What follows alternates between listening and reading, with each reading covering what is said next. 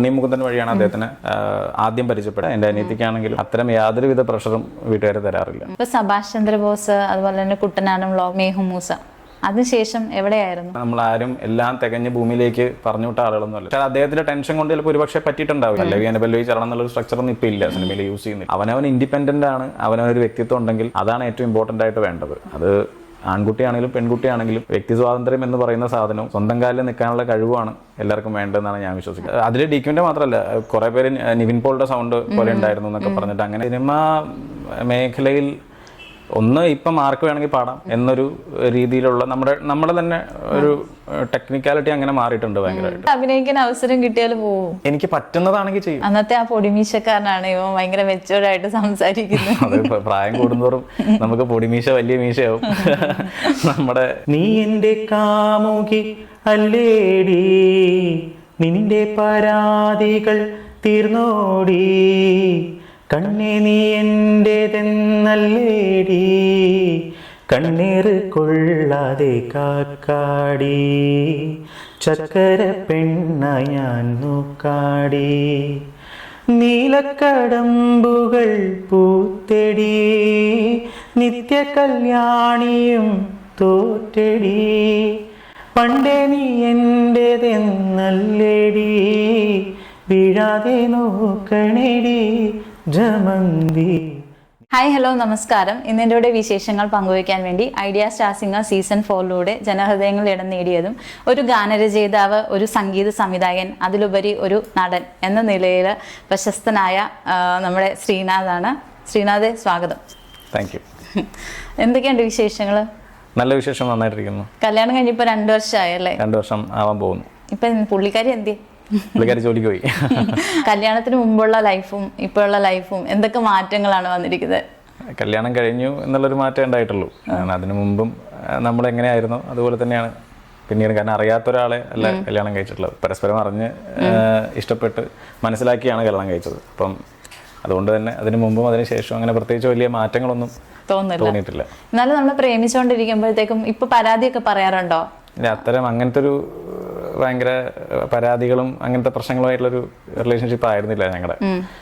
അപ്പം അതിപ്പോഴും അല്ല. അപ്പൊ അത് വളരെ ഞങ്ങൾക്ക് രണ്ടുപേർക്കും വളരെ കംഫർട്ട് ആയതുകൊണ്ടാണ് കല്യാണം കഴിച്ചത്. പിന്നെ പറയുവാണെങ്കിൽ അമ്മായച്ഛനെ ആദ്യമായിട്ട് ചേട്ടാന്ന് വിളിച്ച് ശ്രീനാഥായിരിക്കും അല്ലേ? അത് യൂസ്ഡായിരുന്നു. അത് ഞങ്ങൾ പണ്ടും നേരത്തെ അറിയാവുന്നത് കൊണ്ട് തന്നെ അതിപ്പം ഏത് സ്ഥാനമാണെങ്കിലും നമ്മൾ എന്താ പറയാ, റെസ്പെക്ട് എന്നുള്ളതാണല്ലോ പ്രധാനം. അപ്പൊ അത് യൂസ്ഡ് ആയിട്ടുള്ള ഒരു വിളിയാണ്, അല്ലാതെ വേറെ എപ്പോഴും ഞങ്ങൾ അങ്ങനെ തന്നെ വിളിക്കാറുണ്ട്. അതിപ്പോ നമ്മള് ഒരു സുപ്രഭാതത്തിൽ അങ്ങനെ പ്രത്യേകിച്ച് വിളികൾ മാറ്റേണ്ടതായിട്ടുള്ള ആവശ്യമൊന്നുമില്ല എന്ന് തോന്നുന്നു. പ്രേമിച്ചിരിക്കുമ്പോ വിചാരിച്ചായിരുന്നോ, അതായത് മനസ്സിലെപ്പോഴും ലഡു പൊട്ടിയിട്ടുണ്ടായിരുന്നോ, സേതുവേട്ടന്റെ മോളെയാണ് കെട്ടാൻ പോകുന്നത്, അപ്പം സിനിമയിലേക്കുള്ള എൻട്രി ഈസി ആയിരിക്കും എന്ന് വിചാരിച്ചായിരുന്നു? ഞാൻ അതിന് മുമ്പേ സിനിമയിൽ ഉണ്ടായിരുന്നു. അതിനുശേഷം ശ്രമങ്ങൾ നടന്നുകൊണ്ടിരിക്കുന്നുണ്ടായിരുന്നു. പിന്നെ ഇതൊന്നും അല്ലല്ലോ സിനിമയിലേക്കുള്ള ഒരു വഴികൾ. കല്യാണം കഴിക്കുന്നതോ അല്ലെങ്കിൽ ഈ പറഞ്ഞ പോലെ അതെ,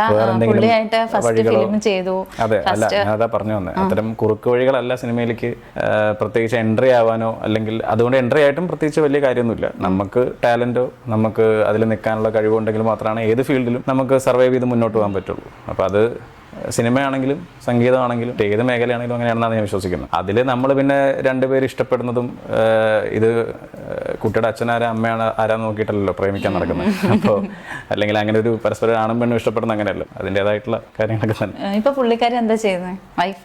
വൈഫ് ഇപ്പം വർക്ക് ചെയ്യാണ്. അവള് ഇവിടെ കൊച്ചിയിൽ തന്നെയാണ് വർക്ക് ചെയ്യുന്നത്. ബ്രൈഡൽ സ്റ്റുഡിയോയിലാണ് വർക്ക് ചെയ്യുന്നത്. അപ്പം ഫാഷൻ ഡിസൈനിങ് ഫീൽഡിലാണ്. അപ്പം ബേസിക്കലി ആ ഏരിയയിൽ തന്നെയാണ് കൂടുതൽ താല്പര്യം. നിങ്ങള് റിലേഷൻഷിപ്പ് ആയത് എപ്പോഴായിരുന്നു? കൃത്യം ഡേറ്റ് ഒന്നും ഓർമ്മയില്ല. നമ്മള് കുട്ടനാടൻ ബ്ലോഗിന്റെ ഒക്കെ ഒരു സമയത്തിന് ശേഷം ഒരു 1-2 കൊല്ലത്തിന് ശേഷമൊക്കെയാണ്. എങ്ങനെയാ സേതുവേട്ടൻ? എങ്ങനെയാ? അദ്ദേഹം വളരെ പാവമായിട്ടൊരു മനുഷ്യനാണ്.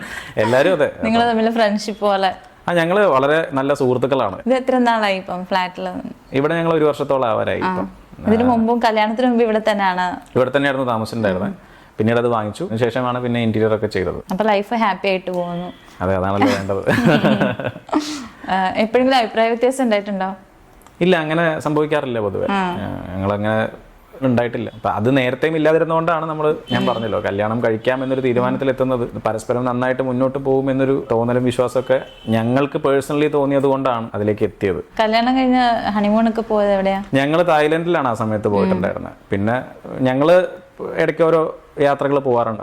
അതും ഈ പറഞ്ഞ പോലെ ഞാൻ കുറെ ട്രാവൽ ചെയ്ത് നടക്കുന്നത് കൊണ്ട് നമുക്ക് എപ്പോഴും അങ്ങനെ ഈ ട്രാവലിനെക്കാട്ടിലും കൂടുതൽ ഇഷ്ടം ഒരുമിച്ചുള്ള സമയം സ്പെൻഡ് ചെയ്യുക എന്നുള്ളതാണ്. അപ്പൊ ഞാൻ ഇപ്പൊ അവളുടെ വീട്ടിലാണെങ്കിലും എൻ്റെ വീട്ടിലാണെങ്കിലും ഞങ്ങൾ ഒന്നില്ലെങ്കിൽ അവിടെ പോയിരിക്കും, അല്ലെങ്കിൽ പാലക്കാട് പോയിരിക്കും, അല്ലെങ്കിൽ അവർ ഇവിടെ വന്നിരിക്കുകയാണ് പതിവ്. നിങ്ങളുടെ കല്യാണം കഴിഞ്ഞപ്പോൾ വീഡിയോയ്ക്ക് താഴെ കുറെ കമന്റ് വന്നിട്ടുണ്ടായിരുന്നു, സംസാരിക്കാൻ വിടുന്നില്ല, ആൺമേധാവിത്വമാണ് കൂടുതൽ. എനിക്കറിയില്ല, അതൊക്കെ ഓരോരുത്തരുടെ പൊതുവെ സംസാരിക്കാത്ത.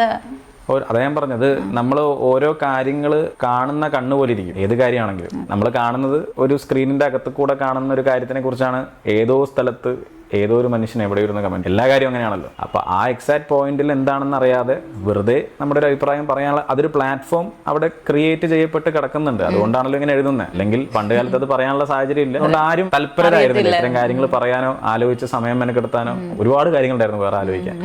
അപ്പൊ ഇപ്പോ അത്തരം കാര്യങ്ങൾ കാണാനും അതിൽ വേറൊരാളുടെ കാര്യത്തിൽ അഭിപ്രായം പറയാനും ഒക്കെ എല്ലാവർക്കും വളരെ ഇഷ്ടമാണ്. അപ്പൊ അത് അവര് നന്നായിട്ട് പ്രയോജനപ്പെടുത്തുന്നതേ ഉള്ളൂ. പിന്നെ ആൺമേധാവിത്വം പെൺമേധാവിത്വം എന്നുള്ള കാര്യത്തിലൊന്നുമില്ല. അപ്പൊ എന്റെ പേഴ്സണലി എല്ലാവരും ആണാണെങ്കിലും പെണ്ണാണെങ്കിലും അവനവൻ ഇൻഡിപെൻഡന്റ് ആണ്, അവനവനൊരു വ്യക്തിത്വം ഉണ്ടെങ്കിൽ അതാണ് ഏറ്റവും ഇമ്പോർട്ടന്റ് ആയിട്ട് വേണ്ടത്. അത് ആൺകുട്ടിയാണെങ്കിലും പെൺകുട്ടിയാണെങ്കിലും വ്യക്തി സ്വാതന്ത്ര്യം എന്ന് പറയുന്ന സാധനവും സ്വന്തം കാലിൽ നിൽക്കാനുള്ള കഴിവുമാണ് എല്ലാവർക്കും വേണ്ടതെന്നാണ് ഞാൻ വിശ്വസിക്കുന്നത്. എൻ്റെ ഫാമിലിയിലുള്ള എല്ലാവർക്കും ആ തരത്തിലുള്ള കാഴ്ചപ്പാടും വിദ്യാഭ്യാസവും വിവരവും ഉണ്ടാവണമെന്നാണ് ഞാൻ ആഗ്രഹിക്കുന്നത്. ആണാണെങ്കിലും പെണ്ണാണെങ്കിലും, അതിപ്പോൾ എൻ്റെ അനിയത്തിയാണെങ്കിലും എൻ്റെ ഭാര്യയാണെങ്കിലും ആരാണെങ്കിലും ഞങ്ങൾ അങ്ങനെയാണ് ശീലിച്ചിട്ടുള്ളത്. അപ്പം അത്തരം കാഴ്ചപ്പാടാണ് എനിക്കുള്ളത്. പിന്നെ ഓരോ മേധാവിത്വം ഉണ്ടോ ഇല്ലേ എന്നൊക്കെയുള്ള ചർച്ചകൾ ഇതേപോലെ എന്തെങ്കിലും ഇമേജ് കണ്ട ആരെങ്കിലൊക്കെ പറയുന്നതിന് നമ്മൾ അതിൻ്റെതായിട്ടുള്ള വിലയിൽ തള്ളിക്കളയാന്നുള്ളതേ ഉള്ളൂ. ഇപ്പം എന്താ പ്രത്യേകിച്ച് പരിപാടികളൊക്കെ? അപ്പം ഞാൻ ഈ ഇതിൽ തന്നെ സിനിമ തന്നെയാണ് ഫോക്കസ് ചെയ്യുന്നത്, മ്യൂസിക് ഡയറക്ഷൻ ഫോക്കസ് ചെയ്യുന്നത്. ധാരാളം ഷോസ് ഉണ്ട്. ഇപ്പം ഷോസ് ഒരുപാടുള്ളത് കൊണ്ട് തന്നെ അതിൻ്റെതായിട്ടുള്ള തിരക്കുകളുണ്ട്. പിന്നെ വേറെ സിനിമാ മേഖലയിൽ ഇൻട്രസ്റ്റ് ഉള്ള വിഷയങ്ങളുണ്ട്. അത്തരം കാര്യങ്ങളിൽ ഫോക്കസ് ചെയ്യും. ഇതിടയ്ക്ക് ഷോർട്ട് ഫിലിമിലൊക്കെ അഭിനയിച്ചിട്ടുണ്ടായിരുന്നു. ഇടയ്ക്കല്ല, 5-6 കൊല്ലായി. അപ്പൊ അതിലെ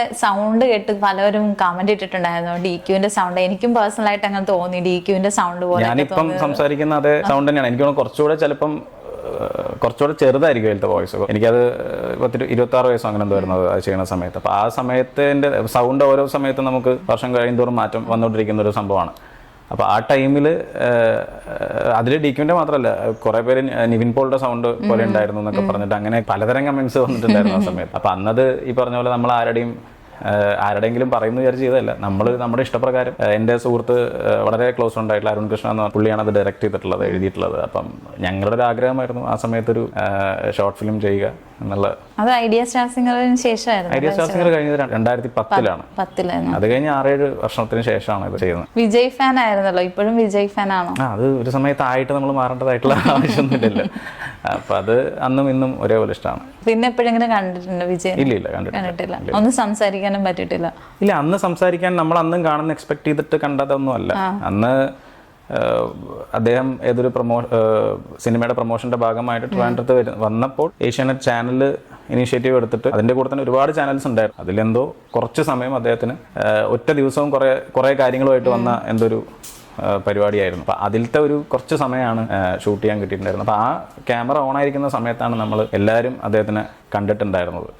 അപ്പോൾ ആ ക്യാമറയിൽ ആ വീഡിയോയിൽ എന്ത് കാണുന്നുണ്ടോ അത്രയും തന്നെ നമുക്ക് എല്ലാവർക്കും പറ്റുള്ളൂ. അവിടെ ഇരിക്കുന്ന എല്ലാവർക്കും അത്രയും മിങ്കിൾ ചെയ്യാനേ പറ്റും. അന്നത്തെ ആ പൊടിമീശക്കാരനാണ് ഇവൻ ഭയങ്കര മെച്ചൂർഡായിട്ട് സംസാരിക്കുന്നത്. അത് പ്രായം കൂടുന്തോറും നമുക്ക് പൊടിമീശ വലിയ മീശയാവും, നമ്മുടെ എല്ലാം മാറുമല്ലോ. അഭിനയത്തിനോട് എപ്പോഴെങ്കിലും മോഹം തോന്നിയിട്ടുണ്ടോ? ഇല്ല, അങ്ങനെ അത്തരം അവസരങ്ങൾ വന്നിട്ടുണ്ടോ? ഇല്ല, അവസരങ്ങളൊന്നും വന്നിട്ടില്ല. അങ്ങനെ അതിനോടൊരു ഭയങ്കര മോഹം, ഞാൻ പറയാം, അങ്ങനെ ഒരു മോഹമൊന്നുമില്ല എനിക്കങ്ങനെ. എനിക്ക് അതിനേക്കാൾ കൂടുതൽ നല്ല സിനിമകളോടാണ്, സിനിമ ഉണ്ടാക്കുന്ന കാര്യത്തിനോടാണ് ഭയങ്കര ഒരു താല്പര്യം തോന്നി. ഇത്തരം കാര്യങ്ങളോട് ഇൻട്രസ്റ്റ് ഉണ്ട്, എഴുതാൻ താല്പര്യമുണ്ട്. അപ്പൊ അത്തരം മേഖലയിൽ ഫോക്കസ് ചെയ്യും. ഇപ്പൊ സുഭാഷ് ചന്ദ്രബോസ്, അതുപോലെ തന്നെ കുട്ടനാടൻ വ്ലോഗ്, മേഹുമൂസ, അതിനുശേഷം എവിടെയായിരുന്നു? ഞാൻ ഇവിടെയൊക്കെ തന്നെ ഉണ്ടായിരുന്നു. അതിന് മുമ്പും ഇവിടെ തന്നെ ആയിരുന്നു, അതിനുശേഷം ഇവിടെ തന്നെയായിരുന്നു. മെഹബൂബ് കഴിഞ്ഞതിന് ശേഷം ഇപ്പം നിലവിൽ 1-2 സിനിമകൾ ചർച്ച ചെയ്തുകൊണ്ടിരിക്കുന്നു. ഇതായിട്ടില്ല, വർക്കായിട്ടില്ല. അത് സിനിമയുടെ കാര്യമായതുകൊണ്ട് നമുക്കത് ഒരു പറയാൻ തക്ക വണ്ണമുള്ളൊരു അവസ്ഥയിലേക്ക് വരുമ്പോൾ മാത്രമേ പറയാൻ പറ്റുള്ളൂ എന്നാണ് ഞാൻ മനസ്സിലാക്കിയിട്ടുള്ളത്. ഇപ്പോൾ ഒരുപാട് കോമ്പറ്റീഷനുള്ള ഫീൽഡാണല്ലോ, പാടുന്നവരൊക്കെ ആണെങ്കിലും ഒരുപാട് ഉണ്ട്. അപ്പം അവസരങ്ങളൊക്കെ കുറഞ്ഞതായിട്ട് എപ്പോഴെങ്കിലും തോന്നിയിട്ടുണ്ടോ? ഇല്ല, അവസരങ്ങൾ കുറഞ്ഞതാണെങ്കിലും കൂടിയതാണെങ്കിലും ഈ പറഞ്ഞ പോലെ നമ്മൾ ഇപ്പോൾ അവസരങ്ങളെന്ന് പറയുന്നത് എന്താ, ബേസിക്കലി മനുഷ്യന് നന്നായിട്ട് ജീവിക്കാൻ പറ്റുന്ന സാഹചര്യങ്ങൾ ഉണ്ടാകുന്നതിനാണ് അവസരങ്ങളെന്ന് പറയുന്നത്. അപ്പോൾ എനിക്ക് നല്ല സാഹചര്യമുണ്ട് നിലവിൽ. അപ്പോൾ അതുകൊണ്ട് പ്രത്യേകിച്ച് അത്തരം കാര്യങ്ങളെക്കുറിച്ച് ആലോചിച്ച് കഷ്ടപ്പെടുന്ന ഒരു അവസ്ഥയിലേക്ക് നിലവിൽ എന്തായാലും എത്തിയിട്ടില്ല. ഇപ്പൊ മമ്മൂക്കയുടെ കൂടെ ചെയ്തു സിനിമ, അതുപോലെ തന്നെ സുരേഷ് ചേട്ടൻ്റെ കൂടെയാണ് സംഗീത സംവിധാനം ചെയ്തത്. ഇനി എപ്പോഴാണ് നമുക്ക് ലാലേട്ടൻ്റെ കൂടെ? എനിക്കറിയില്ല.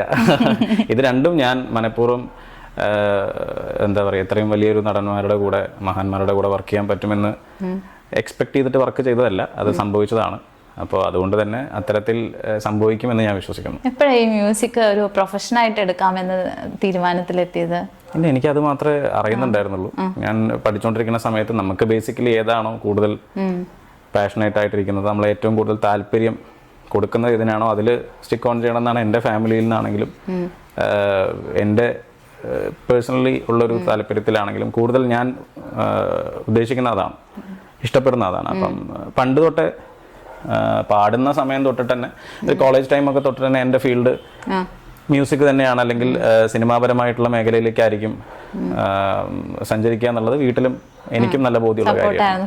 പിന്നെ തീർച്ചയായിട്ടും വേറെ പ്രൊഫഷനൊന്നും തിരഞ്ഞെടുക്കാൻ വീട്ടുകാരൊന്നും പറഞ്ഞില്ല? ഇല്ല, അത് അങ്ങനത്തെ യാതൊരുവിധ പ്രഷറും, അതിപ്പോൾ എനിക്കെന്നല്ല എൻ്റെ അനിയത്തിക്കാണെങ്കിലും അത്തരം യാതൊരുവിധ പ്രഷറും വീട്ടുകാർ തരാറില്ല. എത്രാം ക്ലാസ് മുതലാണ് ശരിക്കും പാട്ടൊക്കെ പാടാൻ തുടങ്ങിയത്? പാട്ട് ചെറുപ്പം കുട്ടിക്കാലം തൊട്ടിട്ട് പാടാൻ തുടങ്ങിയിട്ടുണ്ടായിരുന്നു. പിന്നെ അമ്മ കവിതകള് അച്ഛനും അമ്മയൊക്കെ പഠിപ്പിച്ചായിരുന്നു. അച്ഛൻ ടീച്ചറാണ്, അപ്പൊ അമ്മ ചെറുതായിട്ടൊക്കെ പാടും. അപ്പൊ അങ്ങനെ വളരെ UP ക്ലാസ്സിലൊക്കെ പഠിക്കുന്ന സമയത്തെ കുട്ടി കവിതകളും ചെറിയ ലളിതഗാനങ്ങളൊക്കെ ആയിട്ട് പഠിപ്പിച്ചു തരലൊക്കെ ഉണ്ടായിരുന്നു. അപ്പൊ അങ്ങനെ ഞാനൊരു 3ാം ക്ലാസ്സിലൊക്കെ പഠിക്കുമ്പോഴാണ് എൻ്റെ ഗുരു സദനം ഹരികുമാർ സാറാണ്. അദ്ദേഹം ഞാൻ ഞാൻ പഠിക്കുന്ന സ്കൂളിൽ സാഹിത്യ സമാജം ഉണ്ടായിരുന്നു. അപ്പൊ അതിൽ ഞാൻ പാടുന്നത് കേട്ടിട്ട് കർണാട്ടിക് മ്യൂസിക് പഠിക്കാൻ എൻ്റെ അടുത്ത് വിടുമെന്ന് എൻ്റെ അച്ഛൻ്റെ സുഹൃത്താണ് അദ്ദേഹം.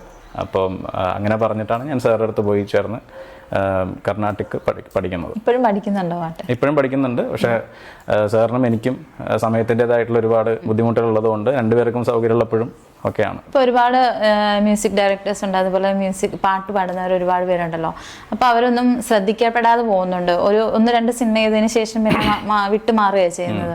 അത് എപ്പോഴെങ്കിലും ചിന്തിച്ചിട്ടുണ്ടോ അതിനെപ്പറ്റി? എന്തുകൊണ്ടായിരിക്കും? അത് സിനിമ മേഖലയിൽ ഇപ്പം ആർക്ക് വേണമെങ്കിൽ പാടാം എന്നൊരു രീതിയിലുള്ള നമ്മുടെ തന്നെ ഒരു ടെക്നിക്കാലിറ്റി അങ്ങനെ മാറിയിട്ടുണ്ട് ഭയങ്കരമായിട്ട്. പിന്നെ പണ്ടത്തെ പോലത്തെ ഒരു വളരെ കൾട്ടായിട്ടുള്ള സൃഷ്ടികളൊന്നും അല്ല ഇപ്പോൾ വന്നുകൊണ്ടിരിക്കുന്നത്. അപ്പം ടെമ്പററി നമുക്ക് എന്തെങ്കിലും ആ സിറ്റുവേഷന് വേണ്ടിയിട്ടുള്ളൊരു മ്യൂസിക് ഉണ്ടാക്കുക, ആ സ്ക്രിപ്റ്റ് എന്താണോ ഡിമാൻഡ് ചെയ്യുന്നത് അതിനനുസരിച്ചിട്ടുള്ളൊരു പാട്ടോ സംഗീതമോ സ്കോറോ ചെയ്യുക എന്നുള്ളതാണ്.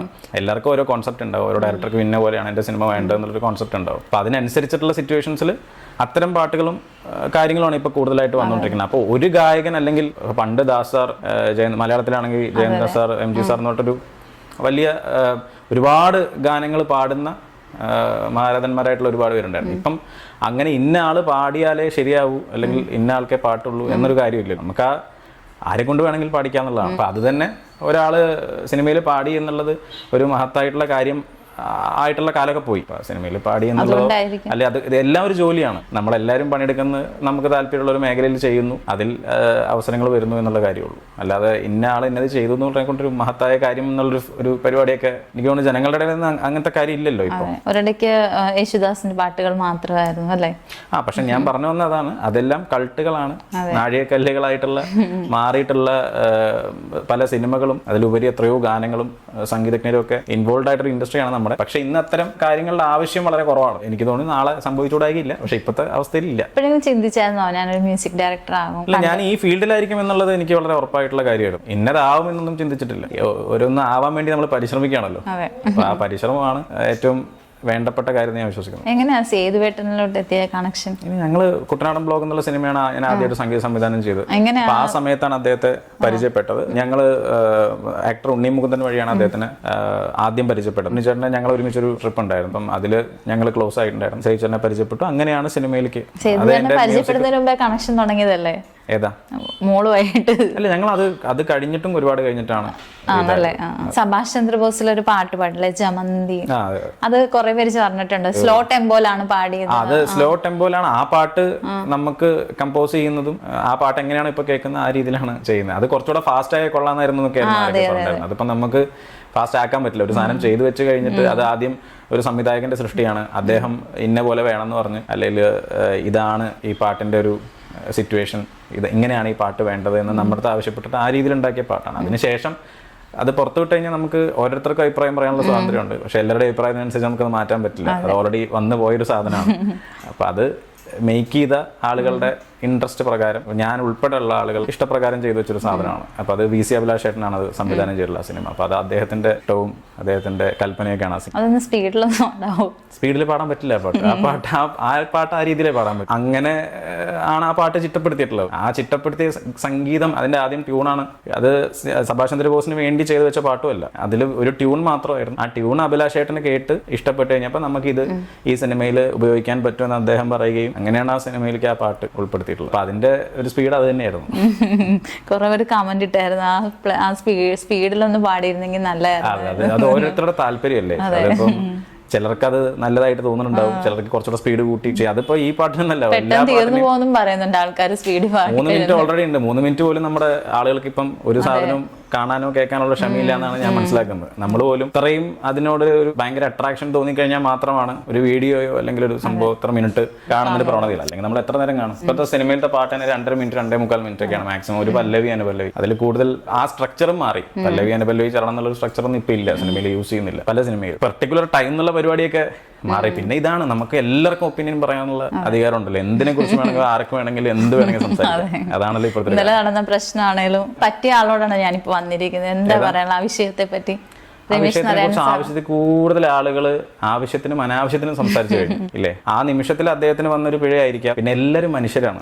ഫസ്റ്റ് ഓഫ് ഓൾ നമ്മൾ മനസ്സിലാക്കണം, നമ്മൾ ആരും എല്ലാം തികഞ്ഞ ഭൂമിയിലേക്ക് പറഞ്ഞു വിട്ട ആളുകളൊന്നും അല്ല. ചില സിറ്റുവേഷൻസിൽ നമ്മൾ ചില രീതിയിൽ പ്രതികരിക്കണം എന്ന് മനസ്സിൽ ആഗ്രഹിച്ചാലും ചിലപ്പോൾ സാധിച്ചു എന്ന് വരും. പക്ഷെ ആ സമയത്ത് ഒരു തന്ത്രപൂജിതമായ രീതിയിൽ ചെയ്യേണ്ടതായിരുന്നു, പെരുമാറേണ്ടതായിരുന്നു. പക്ഷെ അദ്ദേഹത്തിന്റെ ടെൻഷൻ കൊണ്ട് ചിലപ്പോൾ ഒരുപക്ഷെ പറ്റിയിട്ടുണ്ടാവില്ല. അതിപ്പം അതാ പറഞ്ഞ, ഓരോ മനുഷ്യർക്കും അവരുടേതായിട്ടുള്ള പേഴ്സ്പെക്റ്റീവ് ഉണ്ടാവും. അതിന് വളരെ വളരെ മികച്ച രീതിയിൽ ഇന്നലെ ആസിഫൊക്കെ തന്നെ ഒരു സമ്മേളനം നടത്തി അദ്ദേഹം വൃത്തിക്ക് പറഞ്ഞിട്ടുണ്ട്. ഇതിൽ കൂടുതൽ മെച്ചോർഡ് ആയിട്ടുള്ള രീതിയിൽ ബാക്കിയുള്ളവർ ഉത്കണ്ഠാകുലരാകേണ്ട ആവശ്യമില്ല എന്ന് തോന്നുന്നു. വ്ലോഗിലെ ആ പാട്ടൊന്ന് പാടുമോ? മാനത്തെ നമുക്ക് കേട്ടപ്പോ എന്താ പറഞ്ഞത്? നമുക്ക് ഏറ്റവും ഇഷ്ടപ്പെട്ട പാട്ട് ആ സിനിമയിലത്തെ ആ പാട്ടായിരുന്നു. റഫീഖ് അഹമ്മദ് സാറാണ് ആ വരികൾ എഴുതിയിട്ടുണ്ടായിരുന്നത്. അപ്പൊ അദ്ദേഹം എഴുതി കഴിഞ്ഞാൽ ആദ്യം നമുക്ക് കേൾപ്പിച്ച പാട്ട് അതായിരുന്നു. അപ്പൊ പേഴ്സണലി നമുക്ക് ഏറ്റവും ഫേവറേറ്റ് ആയിട്ടുള്ള ഒരു പാട്ട് അതാണെന്നാണ് ആ സമയത്ത്. മാനത്തെ മാരിവിൽ ചിറകിൽ നിന്നുതിർന്നൊരു തൂവലു പോലുള്ള കൂട്ടുകാരി, മാനത്തെ മാരിവിൽ ചിറകിൽ നിന്നുതിർന്നൊരു തൂവലു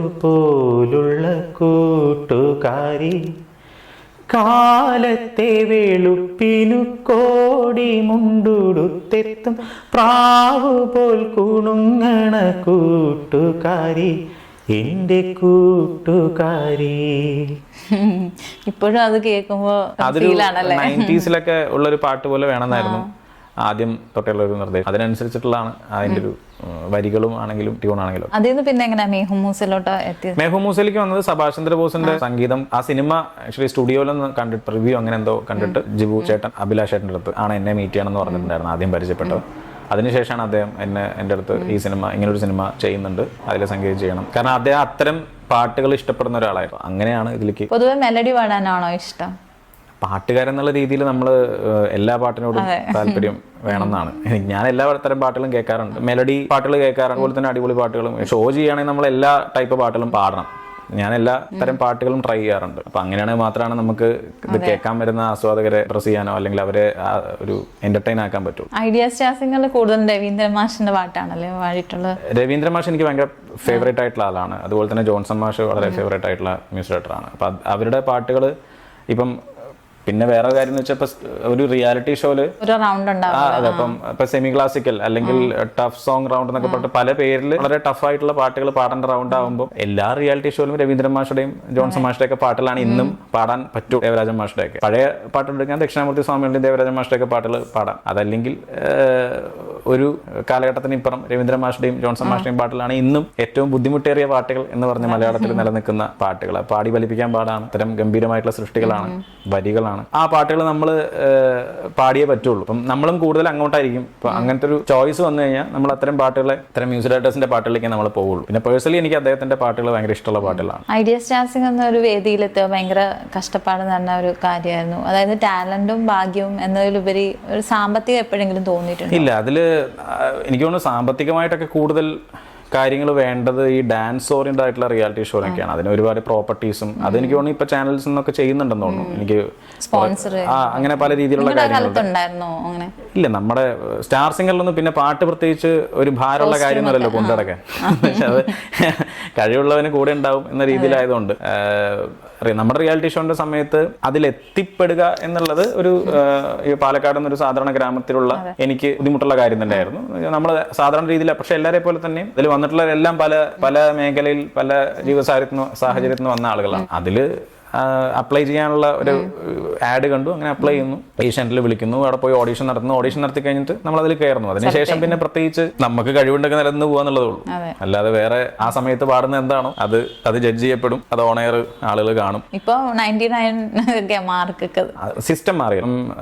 ഇപ്പോഴും കാണാറുണ്ടോ റിയാലിറ്റി ഷോ ഒക്കെ? അങ്ങനത്തെ കുറവാണ്, പക്ഷെ എന്നാലും കാണാറുണ്ട് പലതും. ഞാൻ കൂടുതൽ സിനിമകളാണ് കാണാറുള്ളത്. എനിക്ക് കാണാൻ ഇഷ്ടം കൂടുതലും സിനിമകളാണ്. അമ്പല വിശ്വാസിയാണോ? വിശ്വാസമുണ്ട്. അങ്ങനെ എനിക്കിങ്ങനെ അന്ധമായിട്ടുള്ള വിശ്വാസങ്ങളോടും ഒന്നിനോടും ഇല്ല. നമ്മൾ ചെയ്യുന്ന കർമ്മം മര്യാദയ്ക്ക് ചെയ്യുക എന്നുള്ളതിനോടാണ് കൂടുതൽ വിശ്വാസം. പിന്നെ എനിക്ക് അമ്പലത്തിൽ പോകാൻ ഇഷ്ടമാണ്. എനിക്ക് മാനസികമായിട്ട് പോകണം തോന്നിക്കഴിഞ്ഞാൽ പോവാറുണ്ട്. പിന്നെ വീട്ടിലൊക്കെ പോകുമ്പോൾ എപ്പോഴും അച്ഛൻ്റെ അമ്മയുടെ കൂടെ ഒക്കെ പോകാറുണ്ട്. അതൊക്കെ എനിക്ക് ഇഷ്ടമാണ്. അതൊക്കെ എനിക്ക് ഇഷ്ടമുള്ള കാര്യങ്ങളാണ്. ഇതുപോലെ ഭയങ്കര പാഷനാണല്ലോ. അതെ അതെ അതെ, അദ്ദേഹത്തിന് അങ്ങനത്തെ കുറെ കാര്യങ്ങൾ. ഞാനിത് എന്നും ഇടുന്ന തുളസിമാലയൊന്നുമല്ല, ഇത് സാധാരണ രുദ്രാക്ഷമാണ്.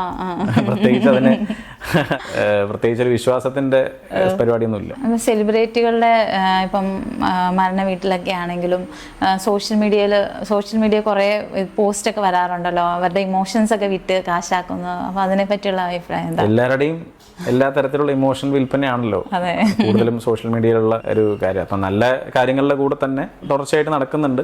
പിന്നെ അത് എല്ലാവർക്കും കാണാനുള്ള, ഈ പറഞ്ഞ എന്താ പറയുക, അത് എല്ലാ മനുഷ്യരിലും ഉണ്ടല്ലോ ഇങ്ങനത്തെ കാര്യങ്ങൾ കാണാനുള്ളത്, എന്താണെന്ന് നോക്കാനുള്ള, അല്ലെങ്കിൽ വേറൊരു സ്ഥലത്ത് വേറൊരാളുടെ കാര്യം എന്താണെന്ന് നോക്കാനുള്ള ആ ഒരു താല്പര്യവും ടെൻഡൻസിയൊക്കെയാണ് ഇതിലൂടെ മുതലാക്കപ്പെടുന്നത്. പക്ഷെ അത് അനവസരത്തിൽ ഉള്ള കാര്യത്തിലാണെങ്കിലും ഇത്തരം ഈ ആ പെർട്ടിക്കുലർ പേഴ്സണെ അതെങ്ങനെ എഫക്ട് ചെയ്യുന്നു, അവർക്ക് എത്തരത്തിലൊരു ബുദ്ധിമുട്ടുണ്ടാക്കുന്നുണ്ടെന്ന് മനസ്സിലാക്കാത്ത തരത്തിലുള്ള ഒരു കടന്നുകയറ്റം അത് ബോറാണ്. അത് ഇപ്പം ഒരു മരണ വീട്ടിൽ അല്ലെങ്കിൽ അങ്ങനത്തെ ഒരു സിറ്റുവേഷൻ എന്നല്ല, അത് ഒരു ട്രാജിക് ആയിട്ടുള്ള സിറ്റുവേഷൻ ആയിക്കോട്ടെ.